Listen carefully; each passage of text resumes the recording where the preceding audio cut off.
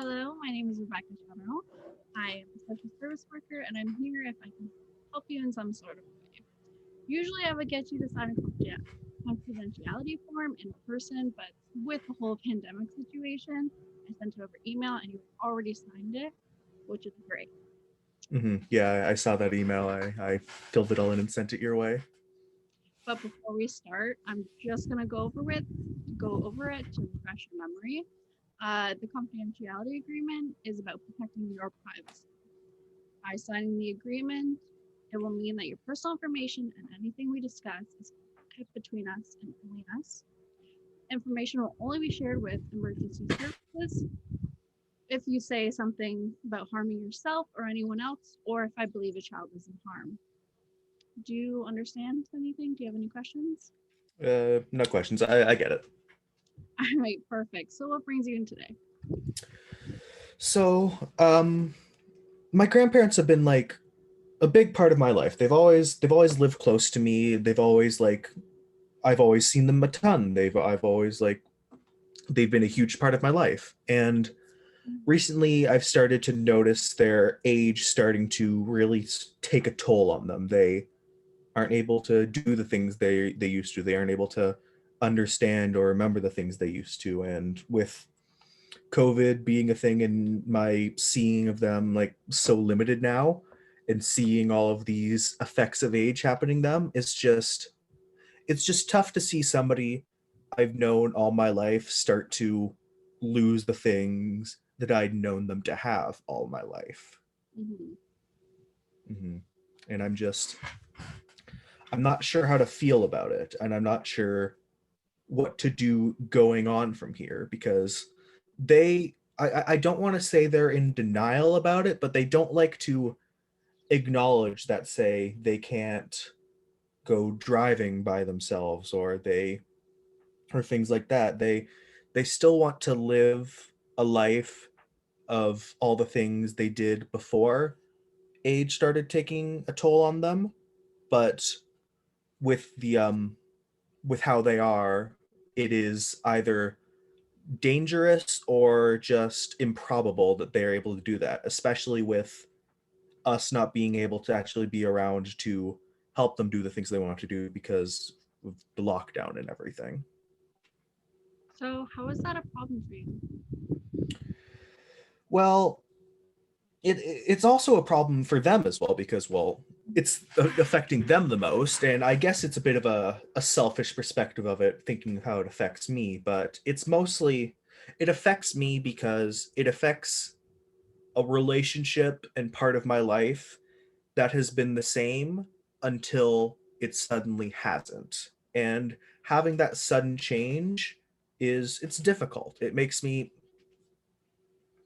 it makes me think about the old times, how things used to be and how things can't go back to how they were. And I want them to be safe and happy, and trying to balance that too with how things are is difficult because if I want them to be safe, I have to limit some of the things that make them happy. And if I want them to be happy, it could put them at risk.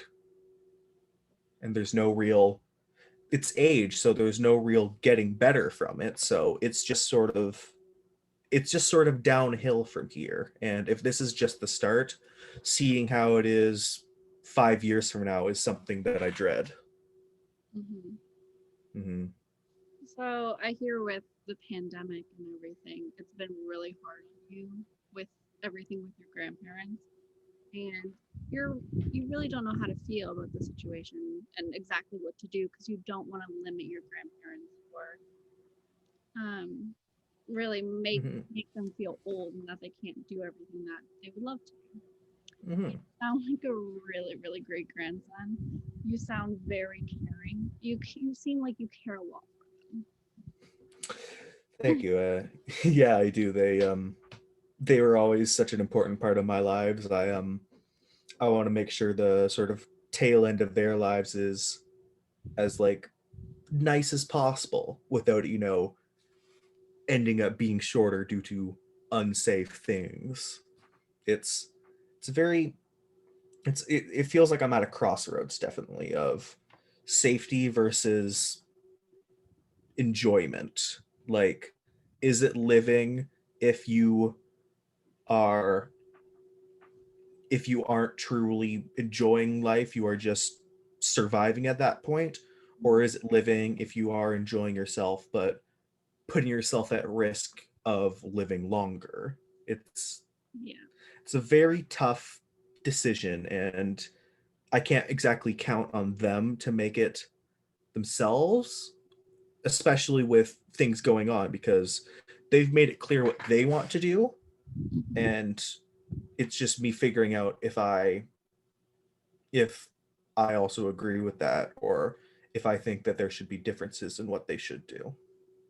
So I hear that you're kind of struggling with respecting what they want because you do want the best for them. You Mhm, want them to live longer, you want them to live a happy life, but you don't want to risk their life being shortened.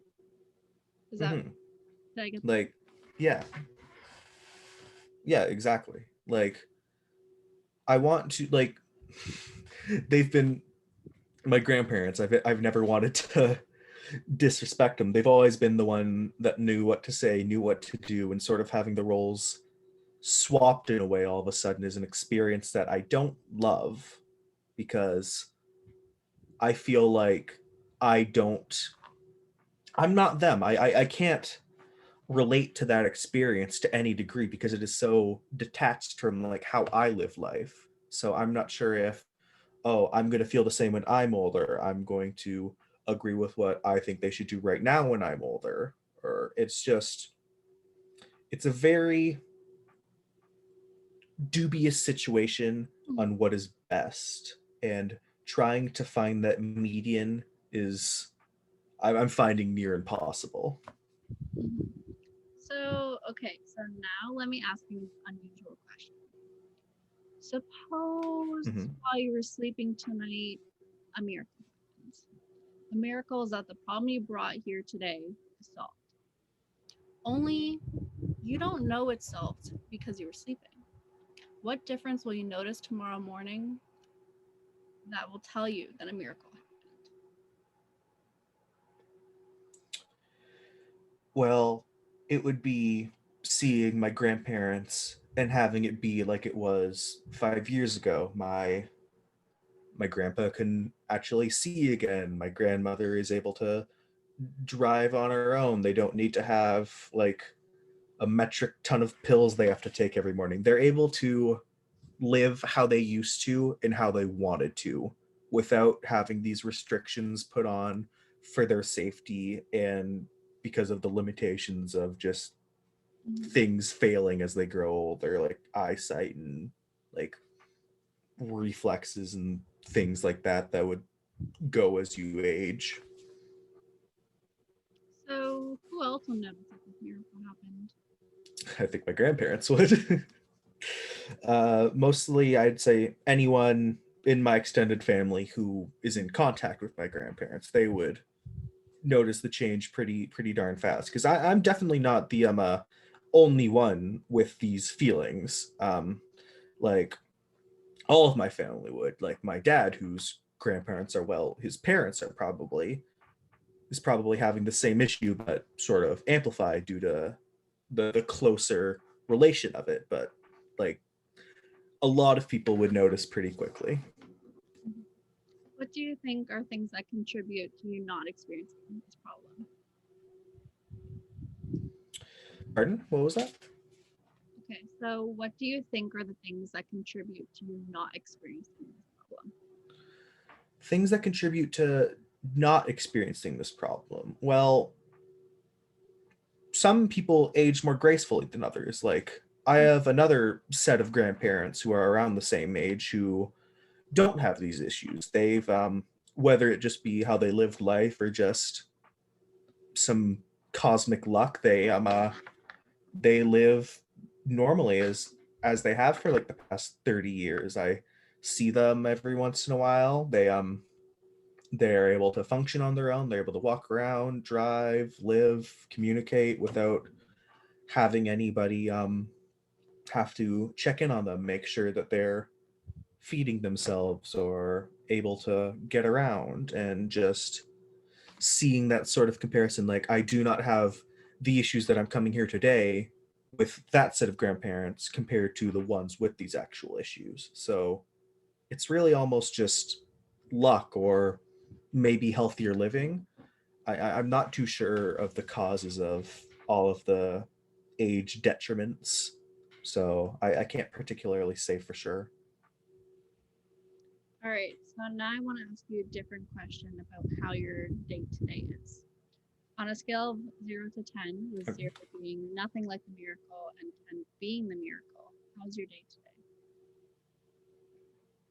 I would say, well, I'd say it's zero because it's physically impossible for it to be anything like the miracle. That doesn't mean Mhm. every day to day is awful. I want to curl up in a corner and die, but just it isn't a thing that can change for the better. That isn't that isn't just how it works, and like that's something I've accepted. But the miracle is would be just that. It'd be a miracle. It's not something that can happen in real life. So day to day is just, instead of thinking, oh, how can we fix this or how can we change this, it's how can we make the best of the current situation, really. Mhm. Mhm. All right. So I'm very impressed with how much you opened up with me today. It's a very hard and difficult thing to open up about and to even really think of in depth. So I'm really impressed with how you did. Um, we can definitely go into more depth later on into other sessions. Um, but overall, how are you feeling with how the session went? I think I'm feeling really good about it. This isn't really something that I've talked about. I felt like I couldn't really talk about this to, say, my dad because I know he'd be experiencing the same thing in probably a higher intensity. So I didn't want to come holding a paper cut on my hand when he's got a bullet wound in his arm. Really, it didn't really feel right in a way. But being able to open up to this way to somebody, it feels like the weight on my shoulders is a little bit lighter. Because all your emotions are Mhm. valid and it's amazing for you to open up about this. Mhm. Thank you. Great.